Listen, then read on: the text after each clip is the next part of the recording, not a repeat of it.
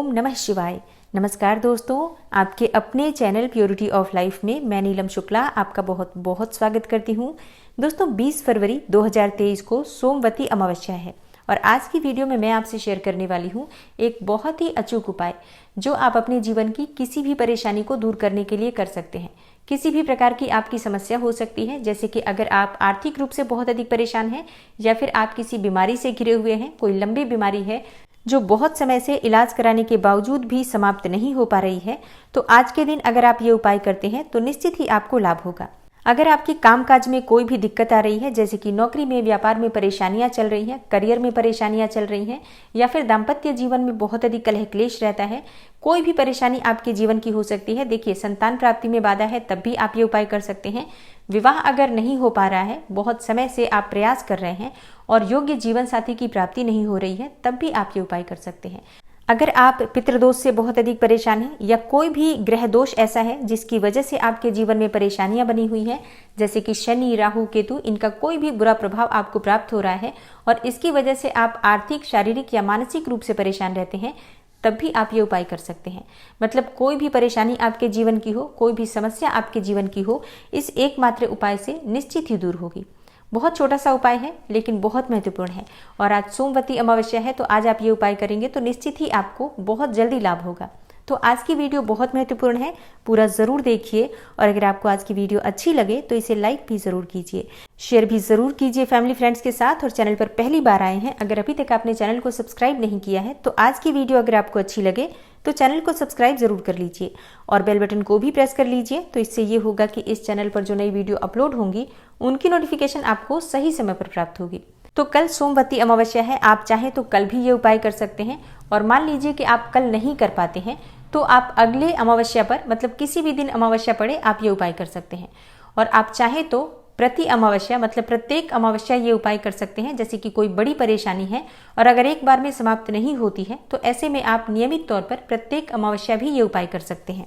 और इस उपाय को कोई भी कर सकता है, पुरुष भी कर सकते हैं, स्त्रियां भी कर सकती हैं, लड़कियां भी कर सकती हैं और बच्चे भी कर सकते हैं। मतलब कोई भी इस उपाय को कर सकता है। बिल्कुल सात्विक उपाय है, कोई भी तांत्रिक उपाय नहीं है ये।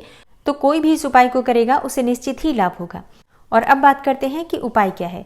देखिए, आपको थोड़ा सा आटा गूंदना है, मतलब आप एक टाइट डो बना लीजिए आटे का और उस आटे से दिया बना लीजिए।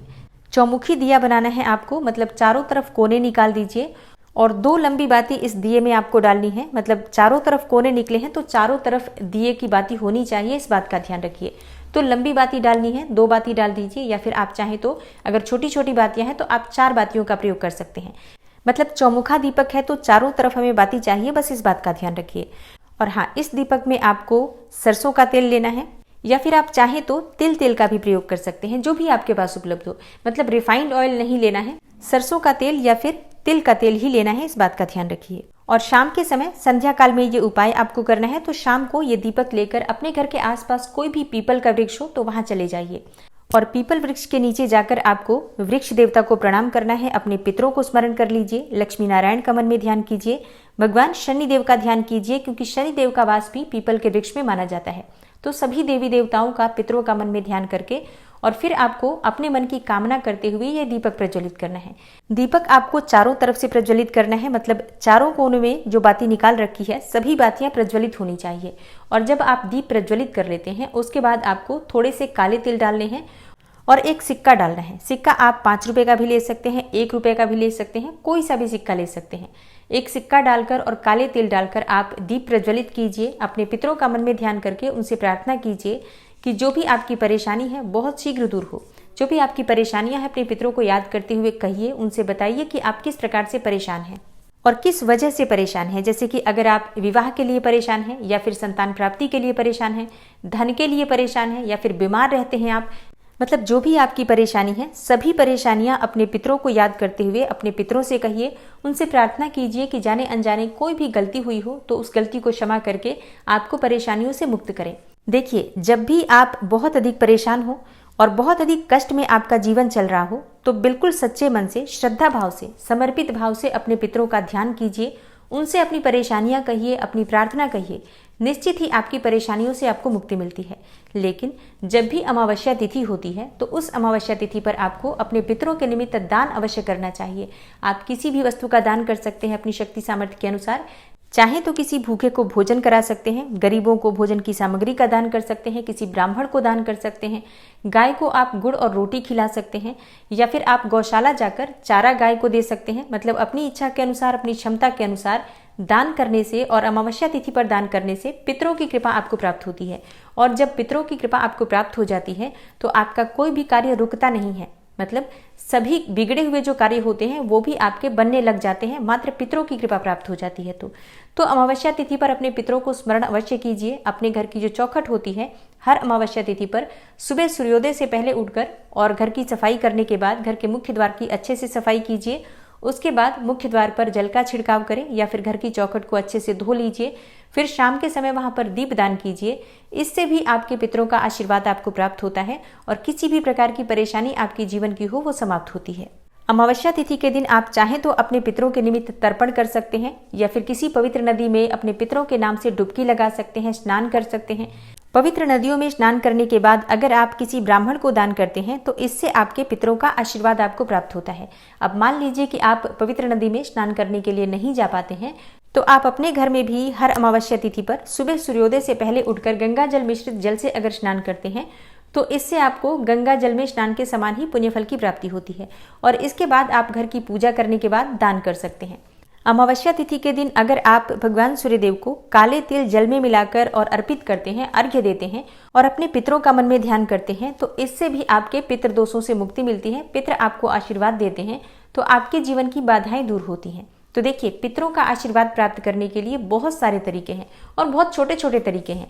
अगर आप नियम पूर्वक इन बातों का ध्यान रखेंगे और नियमित तौर पर अपने पितरों को स्मरण करके उनके निमित्त दान दक्षिणा करते रहेंगे तो कभी भी आपके जीवन में परेशानियां नहीं आएंगी। अब एक और चीज का आपको ध्यान रखना है, अमावस्या तिथि है तो भूल से भी आज के दिन घर में कलह क्लेश ना हो, इस बात का ध्यान रखिए। किसी भी प्रकार से घर में मांस मदिरा का सेवन नहीं होना चाहिए, इस बात का भी ध्यान रखिए। अगर संभव हो तो आज के दिन घर में सुंदरकांड का पाठ करना चाहिए या फिर आप चाहें तो मोबाइल पर भी चलाकर सुन सकते हैं। सुंदरकांड का पाठ करने से किसी भी प्रकार की नकारात्मक ऊर्जा आपके घर में हो तो दूर होती है।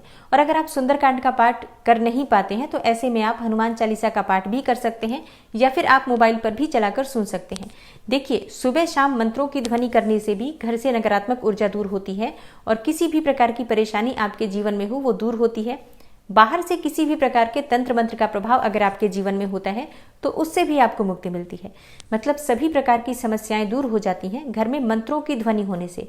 तो वैसे तो हमें हमेशा ही इन सभी बातों का ध्यान रखना चाहिए, लेकिन मान लीजिए कि आप हमेशा ये सब चीजें नहीं कर पाते हैं तो अमावस्या तिथि पर तो विशेष रूप से आपको इन बातों का ध्यान रखना चाहिए। और हाँ, जैसे कि मैंने आपको बताया, अमावस्या तिथि पर आपको पीपल के नीचे चौमुखा दीपक प्रज्वलित करना है तो आज जरूर कर लीजिए घर के आसपास अगर पीपल का वृक्ष है तो।